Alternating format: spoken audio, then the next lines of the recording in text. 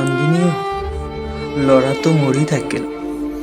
Victor ৰাজকুমাৰ দ্বাৰা লিখা।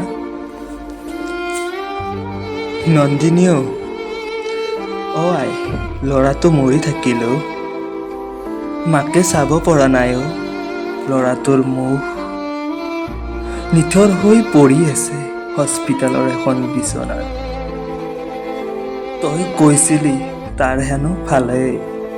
সি ভালে আছিল। তোৰ অভিনয়েৰে আছিল সি দুৰ্দান্ত প্ৰেমী। সি ভালে আছিল। তইহে কিবা বেলেগ এটা অভিনয় কৰিলি নেকি? এখেন্তেকৰ এতিয়া অভিনয়, সেই অভিনয় চাগৈ তাৰ সহ্য নহ'ল এইবাৰ।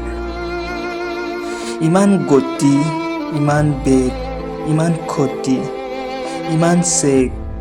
নন্দিনীও ল'ৰাটো মৰি থাকিল। মাকক আই বুলিলেও ল'ৰাটো এতিয়া নাইকিয়া হ'ল। ল'ৰাটো মৰি থাকিল।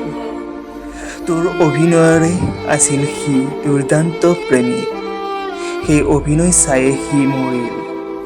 হস্পিতালৰ এখন বিচনাত নিথৰ হৈ পৰি আছে তাৰ দেহ এতিয়া।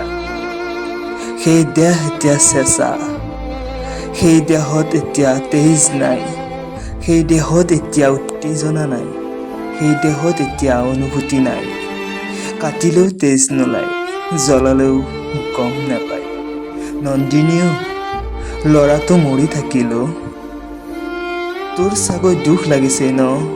মৰমৰ গাড়ীখনত দাগ এটা লাগি থাকিল পাই। ধন্যবাদ।